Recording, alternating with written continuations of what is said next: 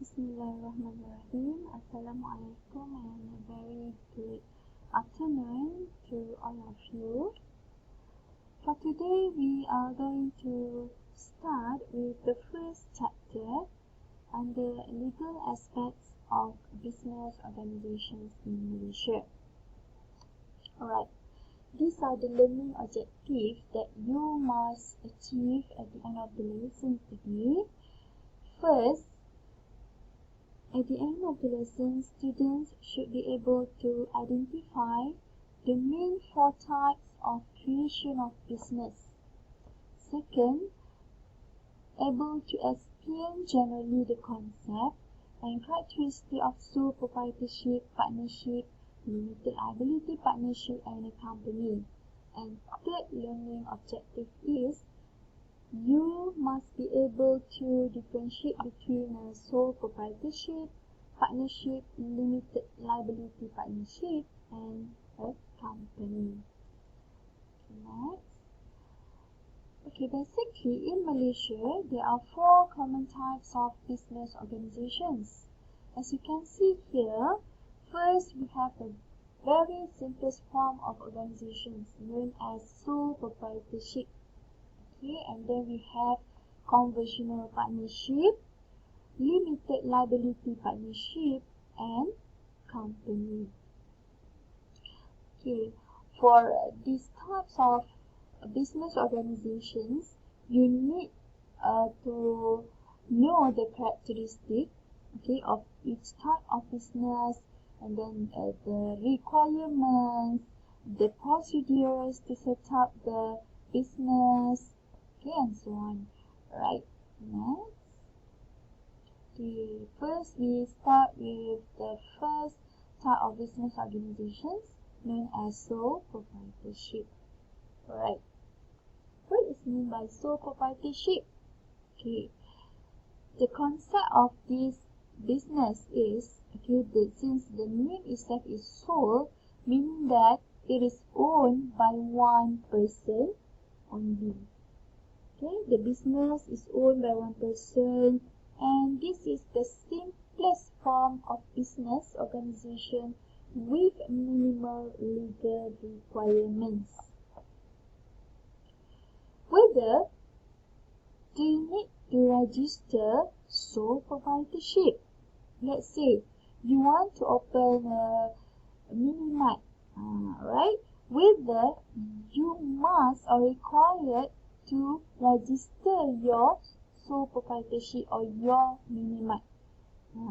Okay, so it is advisable to register your business. Okay, even you operate a small business, because we need to have a proof, okay, a contractual document that we already set up the business, even for a sole proprietorship. So the procedure is simple, and the owner must register the business as soon as it commences business, and it must be registered under Registration Business Act 1956. So owner, you must register your sole proprietorship. Okay, even only you are the one who owns your business. Alright, next. What are the advantages of sole proprietorship? Okay, these advantages also can be used as features or characteristics of sole proprietorship. The first point is it can be set up with the minimal capital requirements. Second, an owner receives all the profits and can exercise his entrepreneurial skills to the full. So owner may exercise his business skill to the fullest. Okay. Next, there is no special rule can be formed and dissolved informally. So the business can be formed and dissolved informally because only one owner. And then the business also will provide owner with his own skills, labor, and capitals. Okay, and there is also unrestricted power of borrowing. Okay, there is no restrictions. You can borrow, okay, how much you want from the financial institutions. Alright, what else? Okay, the advantages of the sole proprietorship. When you become a sole owner, okay, you are able to keep the business affairs as private. Okay, so no need to share the accounts, your personal account, with others. Right? And then, as the owner of the business, you can make decisions and run the business the way you wish. And you will normally retain your customers by having personal contact with them. For example, kedai runcit. Okay, normally you will have regular customers. However, there are few disadvantages of sole proprietorship when it has an unlimited liability. What is meant by unlimited liability? This is in the event where there is any loss suffered by the business, okay, then it must be borne by the owner only. So the liability is unlimited, meaning that only owner will be liable to any risk faced by his business.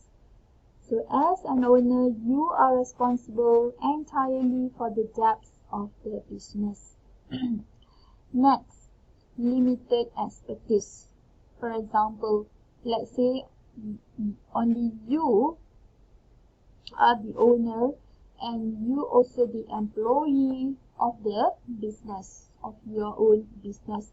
So limited expertise can be utilized.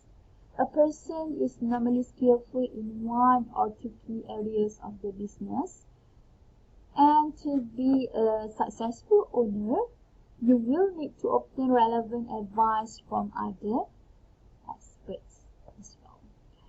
And then funds may be inadequate if the owner wish to expand rapidly. So as a sole proprietor, main source of funds or capital is usually the savings. So even credit obtained from suppliers may only be on a short-term basis. Otherwise, you are able to obtain loan from the bank. Okay, next, the firm will cease business once the owner dies. And when you become a sole trader, you will find it difficult to take days off for holidays. You may have to work for long hours. Okay, basically these are the disadvantages of sole proprietorship. Alright, so that's all that you must remember for sole proprietorship. You need to know the characteristics where you can extract from the advantages of sole proprietorship. Okay, normally in AC question, the question normally asks on the characteristic, the features of sole proprietorship, the advantages and disadvantages of sole proprietorship. So if you have any question regarding this topic, you may PM me directly. Alright, thank you for your kind attention.